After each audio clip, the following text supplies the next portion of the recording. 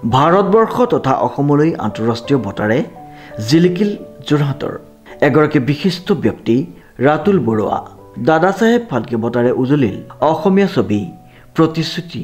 উল্লেখযোগ্য যে ডুবাইৰ তৃতীয় DPIAF লাইফষ্টাইলৰ দ্বাৰা অনুষ্ঠিত অনুষ্ঠানটিত সৰ্বশ্ৰেষ্ঠ কাহিনী আৰু সৰ্বশ্ৰেষ্ঠ অসমীয়া সামাজিক ছবিৰ বাবে নিৰ্বাচিত কৰি প্ৰতিশ্ৰুতি অসমীয়া ছবিক এই দাদা চাহেব ফাল্কে বঁটাৰ বাবে নিৰ্বাচিত কৰে আয়োজক কমিটিয়ে।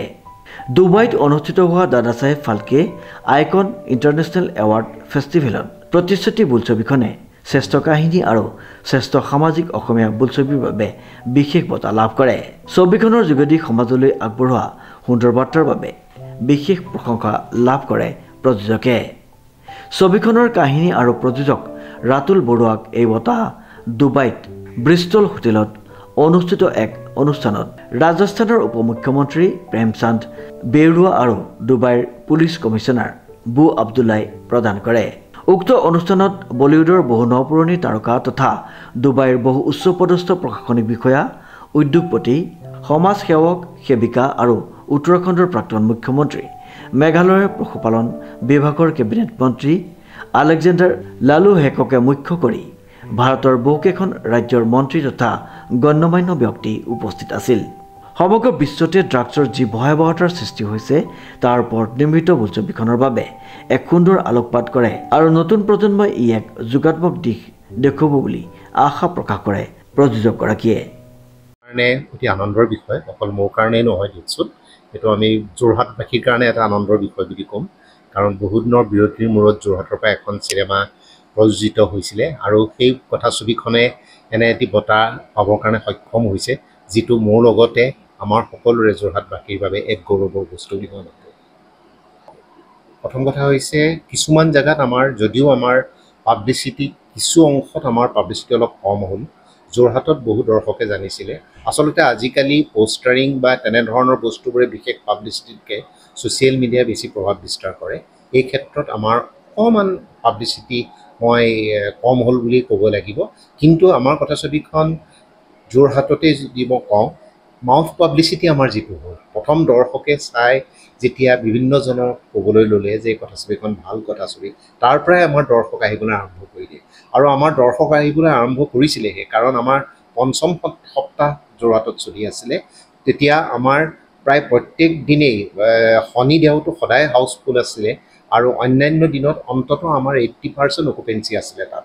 কিন্তু তাৰ পিছতো যিহেতু আপোনালোকে গম পাইছে, বিভিন্ন মাধ্যমত বা খবৰ কাগজত দেখিছে যে এটা হিন্দী কথাছবিসমূহ যেতিয়া কোনোবা এখন ডাঙৰ বাজেটৰ হিন্দী কথাছবি যেতিয়া প্ৰডিউচ হয়, তেতিয়া তেনে ক্ষেত্ৰত তেওঁলোকে হলসমূহক বাধ্য কৰায় যে তেওঁলোকৰ কথাছবিহে চলিব, অকল 4টাকে সময় তেওঁলোকক দিবই লাগিব, অন্যথা তেওঁলোকে হলসমূহক এনেকুৱা কিছুমান ভাবুকি দিয়ে যে তেওঁলোকে নহ'লে সময়ত তেওঁলোকৰ প্ৰডাক্ট কৰা বস্তু তেওঁলোকক নিদিব হলসমূহক, যদিহে 4টাকে শ্ব' নিদিয়ে।